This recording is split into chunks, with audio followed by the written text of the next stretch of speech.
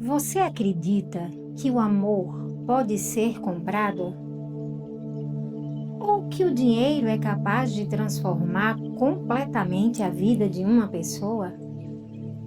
Hoje eu vou contar a história de uma mulher que conheceu o amor, viveu a dor da rejeição e encontrou uma forma inesperada de mudar o seu destino.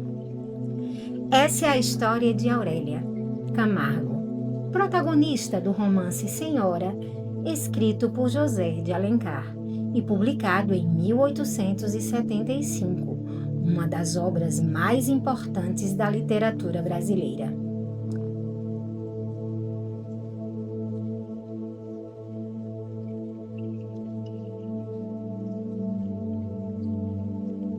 Nossa história começa no Rio de Janeiro, no século XIX, uma época em que o casamento nem sempre acontecia por amor. Naquele tempo, era comum que muitas famílias enxergassem o casamento como um negócio, uma forma de conquistar riqueza, prestígio e estabilidade social. O dinheiro tinha um peso enorme nas decisões das pessoas. E foi justamente esse cenário que José de Alencar decidiu criticar em sua obra. Aurélia Camargo era uma jovem muito bonita, educada e inteligente. Apesar de sua beleza e delicadeza, levava uma vida simples e enfrentava dificuldades financeiras. Mesmo assim, acreditava que o amor era capaz de superar qualquer obstáculo. Foi nesse período que conheceu Fernando Seixas. Fernando era um rapaz elegante, admirado pela sociedade e cheio de sonhos. Entre ele e Aurélia nasceu uma paixão intensa. Os dois faziam planos para o futuro e pareciam destinados a viver uma linda história de amor. Mas a realidade falou mais alto. Fernando também enfrentava problemas financeiros e desejava manter uma posição confortável na sociedade, quando surgiu a oportunidade de casar-se com uma mulher rica. Ele tomou uma decisão que mudaria completamente a vida dos dois. Ele abandonou Aurélia. A jovem ficou profundamente magoada. Não era apenas o fim de um relacionamento, era a sensação de que havia sido trocada por dinheiro. Seu coração foi partido e aquela decepção transformou completamente sua forma de enxergar o mundo. O tempo passou. Então, algo inesperado aconteceu. Aurélia recebeu uma enorme herança deixada por seu avô. De uma hora para outra, aquela jovem pobre tornou-se uma das mulheres mais ricas e admiradas no Rio de Janeiro. Agora, tudo era diferente. Os mesmos salões da alta sociedade que antes a ignoravam passaram a disputar sua presença. Pessoas que jamais haviam olhado para ela agora faziam questão de elogiá-la. A riqueza abriu portas que antes estavam fechadas. Mas Aurélia não esqueceu o passado. Ela também não esqueceu Fernando. Foi então que elaborou um plano ousado. Naquela época, era comum que intermediários organizassem casamento entre famílias. Aproveitando essa tradição, Aurélia pediu que encontrassem um marido para ela e ofereceu um dote tão alto que qualquer pretendente aceitaria a proposta. Fernando Seixas, sem saber quem era a futura esposa, aceitou imediatamente. Mais uma vez, escolheu o dinheiro. Somente depois descobriu que havia aceitado casar justamente com Aurélia, a mulher que um dia abandonara. A surpresa foi enorme. Para Fernando, aquele casamento parecia uma oportunidade de resolver seus problemas financeiros.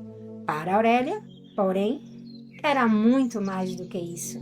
Era uma forma de mostrar que, se um dia ela havia sido trocada por dinheiro, agora era ela quem possuía o poder.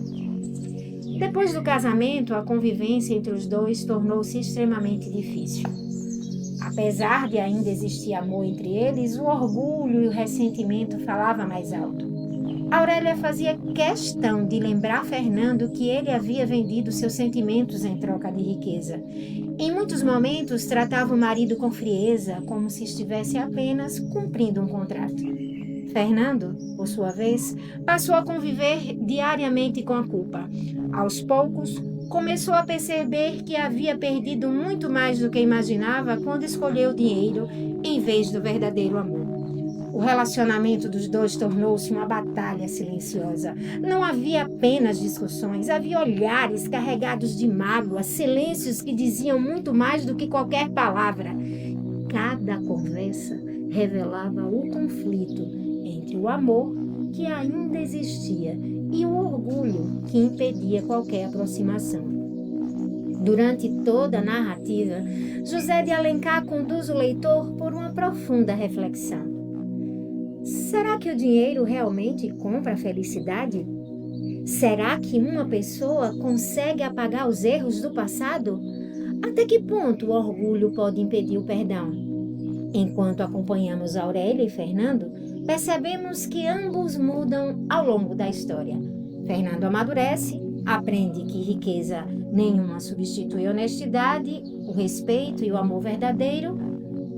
Aurélia também enfrenta uma grande transformação. Apesar da dor e do desejo de vingança, percebe que guardar ressentimento não traz paz.